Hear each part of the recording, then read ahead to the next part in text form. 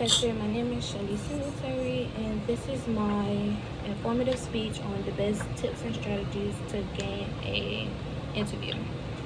This is my index card. This is the audience.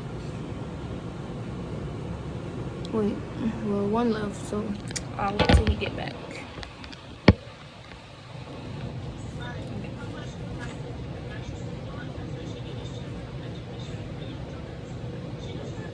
A friend of mine in the past was having trouble finding a job. We had already graduated from high school, and college didn't start until another 3 months or so. And she wanted to work before leaving, so she called me up and asked if I would be able to help her get a job. And she said it was because I always seemed to be able to get the best jobs. I mean, I had a variety of jobs around the city. I worked for the city park and recreational system, and I was a receptionist at a luxury condominium. So I told her the answer was simple. It was because I got these jobs because I gave great interviews. This is because people just aren't aware of the complete duration of the interview process. The interview starts and ends outside of the physical meeting. During this presentation, I'll be sharing some tips and strategies for you to implement before, during, and after your meeting that will help you land your dream job. Contrary to what many people may believe, the interview process starts way before the physical meeting. This is because the process starts as soon as you have made it up in your mind that you are going to find a job.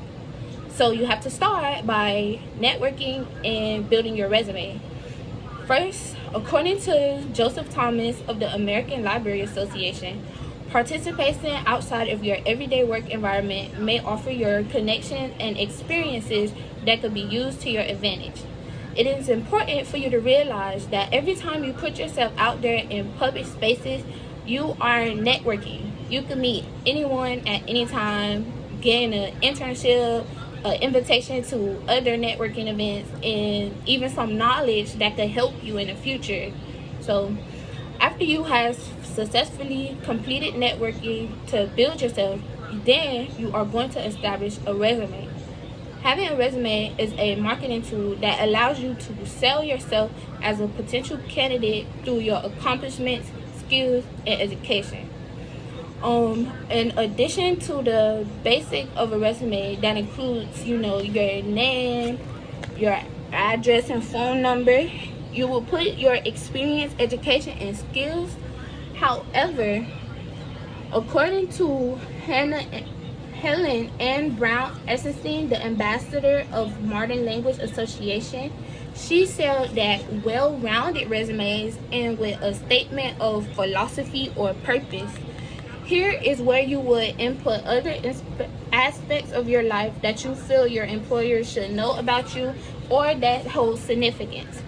Additionally, after doing all that, you will want to research the specific company you will now be sending your resume to. This is important because you want to make sure that this is a company that reflects the person who you are and meet your needs. So that is solely like your responsibility. Using these strategies will help you to prepare and apply for the job of your dreams. However, after your application is submitted, you will then be evaluated for a question and answer session that will allow the company to assess you some more. After weeks of preparing and applying, you finally receive a call back from one of the companies you applied to. Nevertheless, you want to be You the said person. you're a high school, or you're a teacher, right?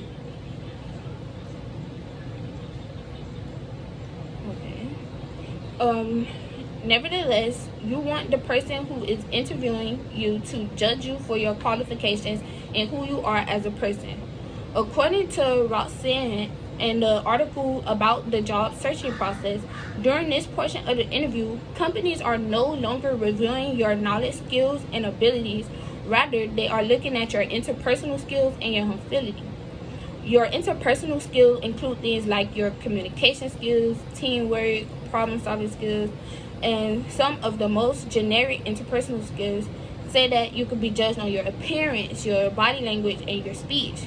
When you're interviewing for a company, it is good that you dress up.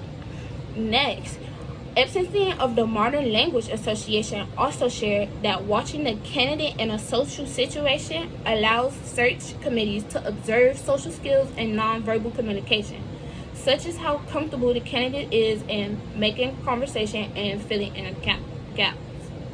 So, consequently, the question and answer portion of the interview is usually what most people consider to be the hardest part of the interviewing processes. But we learn that with our interpersonal skills and our mobility that we can evaluate during the process, last portion easier. The last portion is after the fact, and after the fact I want you to ask questions and I want you to have a follow-up email. Doing these things can make you stick out better as a candidate because most people don't take the time to go and thank their interviewee for giving them a shot at the job. So to conclude, the interviewing process starts and ends outside of the physical meeting. There are three main components to the interview: before, during, and after. The first component comes from the interview, where you will network to create a resume displaying your personal philosophy, and research the company that answers you. The second component is your question and answer session, where the company will be looking at and assessing your interpersonal skills and mobility. And this is where you put the best version of yourself professionally and socially. Then finally, the third component is after the speech. You will provide feedback to the company through asking your interview questions and following up email. Now when it's time for you to start looking, remember these tips and strategies. A little could go a long way. Thank you. I would like to open it up for questions.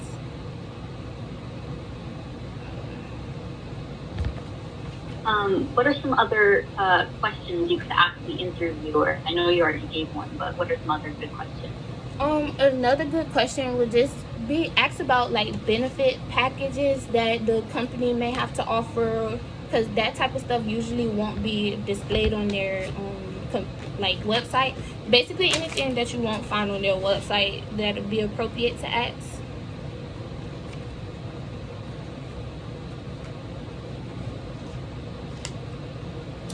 Is it rude to ask how much money the position is for? No, it's not. Okay. Well, this is really opinions, because some people feel like it is, some people feel like it's not. I personally feel like it's not because this is my life. Like this is so I don't know. I don't understand how it's ruled. And most times they put it in the job description, but sometimes you could re-ask them. Maybe they'll go up or something, because that have happened to me before.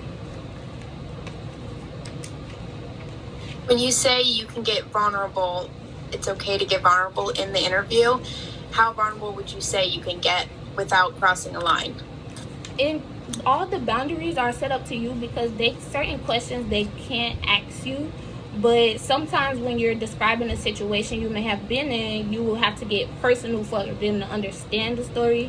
So personally for me, I have a medical condition, and sometimes I don't really like to bring it up, but sometimes I just feel like I have to.